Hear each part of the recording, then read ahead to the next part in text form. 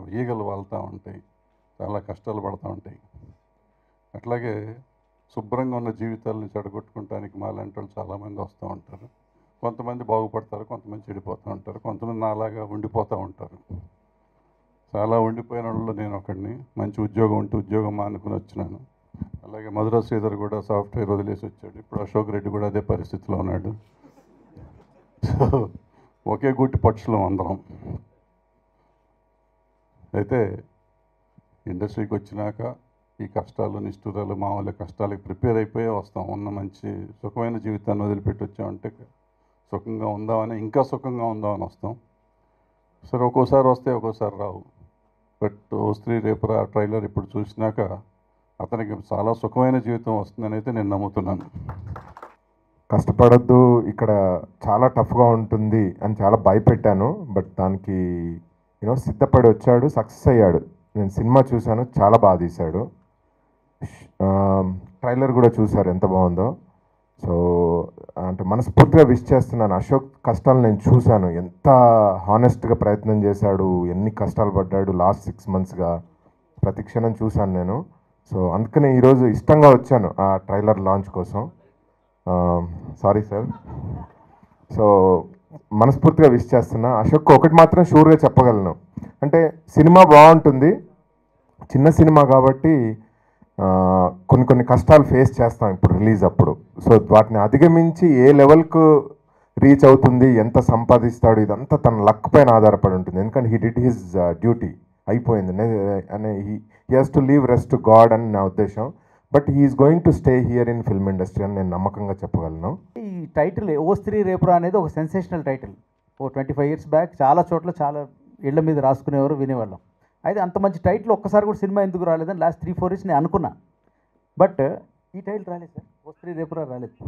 Short film వచ్చినట్టు, movie లేదు. So ఈ చూసి నేను ఏంటంటే నిన్న శ్రీధర్ గారు చెప్పారు, సార్ మీరు డెఫినెట్లీ కన్సిడర్ చేయొచ్చు ఈ మూవీని, బాగుంది అని. నాకు నిన్న ట్రైలర్ చూపించగానే నాకు ఫస్ట్ స్ట్రైకింగ్గా కనిపించింది Viswanath music. Background score is amazing. Any horror మూవీకి లేకపోతే ఇలాంటి స్కేరీ మూవీస్కి backbone is editing and DOP work and music RR చాలా బాగుంది. అండ్ దీని కెమెరా చేసిన హరినాథ్ దేవరాజ్ చౌదరి నా తమ్ముడే, నాకు చాలా కావాల్సిన వాడు. అమేజింగ్ టాలెంట్ ఉన్న వ్యక్తి తను. హారర్ ఎప్పుడు కూడా చాలా సేఫ్ జోనర్ అది. అండ్ ప్రస్తుతం కూడా మనకి ఇప్పుడు దెయ్యాల సీజన్ నడుస్తుంది ఇప్పుడు మనకి తెలుగు సినిమా ఇండస్ట్రీలో. సో ఈ టైంలో కొంచెం బాగా భయపెట్టి కొంచెం నవ్విస్తే డెఫినెట్గా సినిమాలు చూడడానికి వస్తారు జనం. అండ్ ఇంకోటి ఏంటంటే దెయ్యాల సినిమాకు మనకు ఒక ఫెసిలిటీ ఉంటుంది అనమాట. ఆర్టిస్టులు ఎవరిని ఇబ్బంది పెట్టినా పర్లేదు, వాళ్ళకి ఏదైనా మాస్క్ వేసో లేకపోతే తెల్లగా రంగు వేసో ఏదో మేనేజ్ చేయొచ్చు. సో అశోక్ రెడ్డి విషయంలో నేను మనస్ఫూర్తిగా అభినందిస్తున్నాను. అండ్ టెక్నికల్గా చూస్తే సినిమా ఫోటోగ్రఫీ కానీ అండ్ మా Ghantasala background score, especially horror ఫిల్మ్స్కి చాలా ఇంపార్టెంట్ అది. సౌండ్ అనేది చాలా, సౌండ్ డిజైనింగ్ అనేది చాలా important. I always wish them well. ఒకటి ప్యాషనేట్ టీమ్ అని చెప్పొచ్చు, ఎందుకంటే ప్రతి విభాగంలోనూ తమ బెస్ట్ చూపించుకుంటే ఈ సినిమా ద్వారా ప్రూవ్ చేసుకోవచ్చు అనే ఒక తపన ఉన్న టీం. కష్టాలు ఎన్ని పడ్డారనేది సక్సెస్ అయిన తర్వాత నేను మాట్లాడతాను, కానీ ఇప్పుడు ఆ కష్టాలని చెప్పకుండా కేవలం టీజర్తో ఇంప్రెస్ చేద్దాము అనే ఒక ఎయిమ్తో ఇక్కడికి రావడం అనేది దట్ ఈస్ ద మోస్ట్. అంటే ఈ సినిమా ఇండస్ట్రీలో ఉంటాము అని అశోక్ రెడ్డి వాళ్ళ టీం చెప్పడానికి ఇది కారణం. They are here to stay and they will be making films no matter what happens to the film. అది ఆ conviction is what makes me part of the team. ఫస్ట్లో కలిసినప్పుడు నేను జర్నీ టైంలో కలిశాను.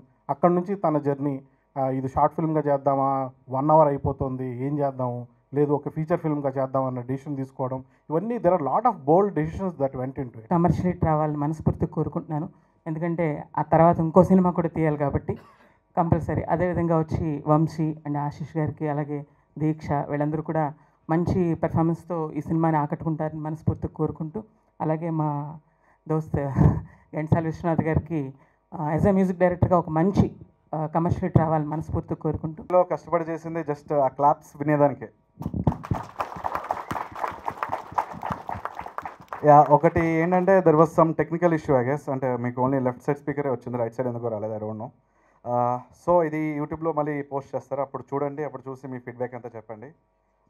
ఫస్ట్ ఆఫ్ ఆల్ ఈ cinema గురించి చెప్పాలంటే అశోక్ రెడ్డి గురించి చెప్పాలి. సో నాకు తెలిసి నేను కూడా నియర్లీ ఒక 10 ఫిలిమ్స్ చేశాను. So this is the only one film. ఇప్పుడు మీరు ట్రైలర్ చూసారు కదా, ఇప్పటి వరకు ఫస్ట్ కాపీ ఈజ్ రెడీ అండి. నమ్ముతారా? First copy is ready.